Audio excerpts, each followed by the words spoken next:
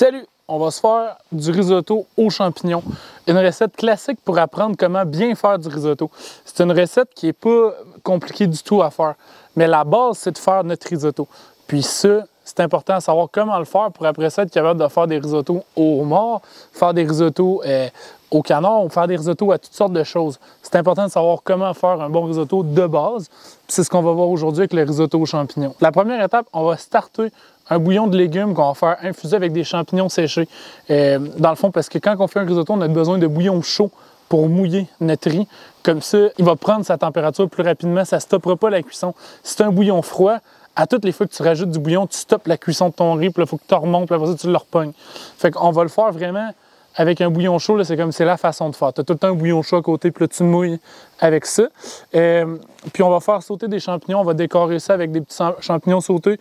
On a des pleurotes, on a des bébé king aussi, puis on a des champignons de Paris. Fait qu'on sort un petit sauté vraiment grossier, sel, poivre et beurre, là, rien de compliqué, pour montrer exactement comment faire un risotto classique, là, tu sais.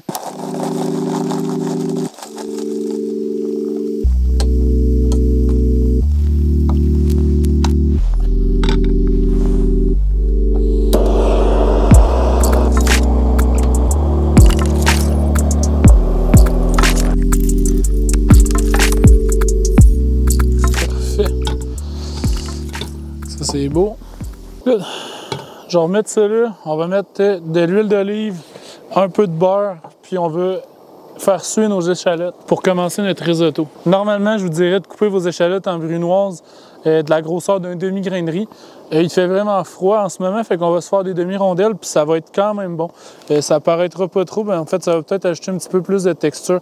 Normalement, je vous dirais qu'on veut vraiment qu'ils se dissimulent dans le riz. Là, tu veux pas les voir nécessairement, mais là, on fait exception aujourd'hui.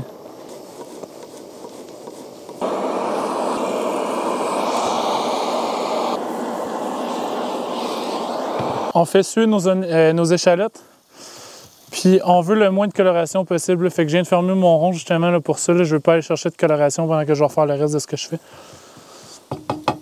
Parfait. Fait qu'on va venir mettre notre riz, puis on va le nacrer dans le corps gras qui est là.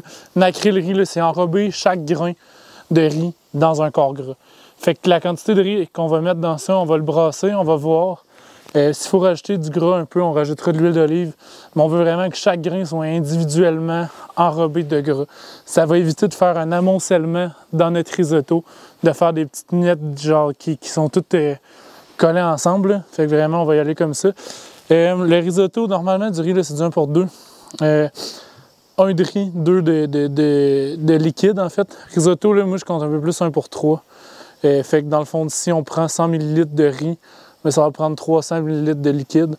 Fait qu'on va y aller avec ça, même 1 pour 4 des fois. Là. Ça dépend du riz, puis ça dépend de notre chaleur qu'on utilise. Puis le riz que ça prend pour ça, c'est du riz arborio. Tu peux faire du risotto avec d'autres riz, mais c'est pas pareil. Ce riz-là est riche en amidon. Puis ça fait vraiment une texture onctueuse. C'est important d'acheter du bon riz pour faire du bon risotto. Fait qu'acheter du riz arborio, c'est un peu plus cher que le riz basmati. En fait, c'est quasiment le double du prix, là, mais ça vaut la peine pour ce type de plat-là. C'est pas un accompagnement, c'est le main dish. C'est la vedette, c'est le riz. Fait qu'on peut se permettre un peu de budget là-dessus. Là. Donc, on va y aller avec ça. On va se faire une seule portion. Dans le fond, là, on n'ira pas se faire plus de portions. Là, on va en faire une seule.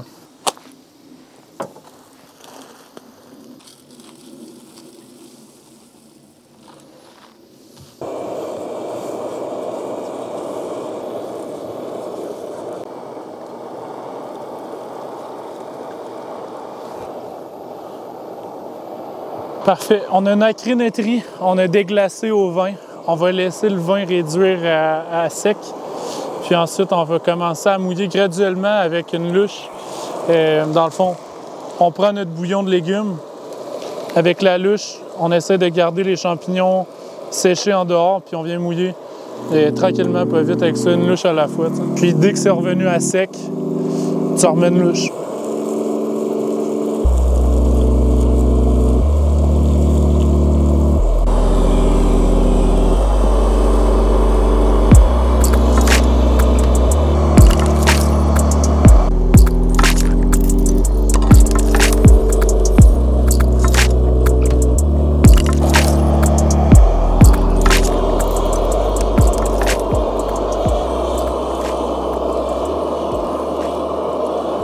Comme vous avez vu, à la fin de la cuisson de mon risotto, j'aime ça aller mettre un soupçon de crème. Je sais que c'est contre les traditions de faire ça, mais je trouve que ça donne un fini plus uniforme. On voit moins la différence entre les grains de riz puis les échalotes et tout le reste. Là, je finis vraiment souvent mes risottos avec une petite affaire de crème. Je trouve que ça l'ajoute au plat, t'sais. Ça y rend justice, puis je pense pas que ça... En tout cas, je pense pas que ça le dévalorise. Ça y amène plus. Donc, là, on est fini. Là, ça, c'est réglé. On goûte, on assaisonne, sel, poivre, s'il manque sel, poivre. Pas plus. C'est super simple. À cette étape-là, tu pourrais rajouter du parmesan si ça te tente. Nous, on n'en a pas sous la main aujourd'hui, mais un parmesan râpé, ça peut vraiment bien faire. On va venir plater, en fait. On va prendre une grosse assiette longue.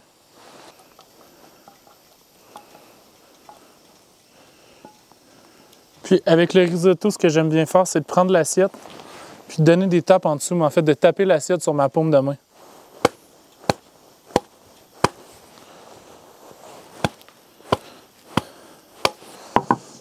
Ça vient de l'aplatir, ça le met uniforme, comme ça.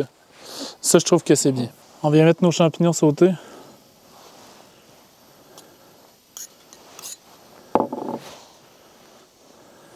Les champignons dans ce plat-là, là, si vous êtes capable de mettre la main sur des cristis de bons champignons, faites-le, man. Ça va changer le plat. Tu sais, des morilles, des chanterelles, ce genre de trucs-là. Là, on est en plein hiver, là, les chanterelles sont assez rares ces temps-ci, mais ça fait vraiment cool. On va venir mettre un filet d'huile d'olive.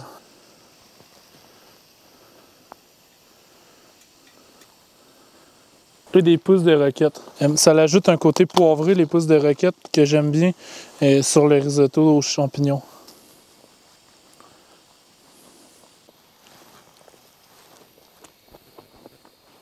C'est vraiment bon, c'est bon Christy, ça. Une recette super simple, tu sais. Il n'y a pas de parmesan, puis on est riche en umami.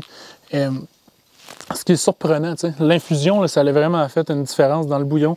Ça a fait un bouillon qui est riche, qui est fort en umami. Puis c'est un plat ultra simple, mais ultra complexe. On a été étalé des étages de saveurs tout au long de cette recette-là, puis ça paraît, tu sais. C'est vraiment, je vous le conseille d'essayer ce plat-là, puis de la façon que je l'ai fait aussi. Tu sais, c'est vraiment, la façon est bonne, parce que le plat est bon, tu sais. Puis c'est vraiment simple à faire. Il n'y a rien de complexe là-dedans, là, on s'entend, c'est du bouillon de légumes puis des champignons là, avec un peu de riz. Là. Fait que de bien le faire, ça rend honneur au risotto. Ouais, risotto de champignons, c'est cool, c'est simple. Dites-moi vos recettes de risotto préférées à vous à la maison. Si tu n'as jamais fait de risotto, essaye-le, tu ne regretteras pas. C'est vraiment de quoi... Ça peut faire peur, là, mais soyez sans crainte. Suivez les étapes que j'ai faites, puis ça va vraiment bien aller. Là, je vous jure, le risotto, c'est quelque chose de facile à faire. Au Ambre, on fait un bon risotto de homard avec une bonne bisque de homard, mais tu sais, c'est un plat qui est ultra simple, lui, avec, tu sais. Puis je trouve que de simplifier le risotto et de ne pas aller trop dans le flafla à gauche et à droite, ça fait quelque chose qui est vraiment sublime.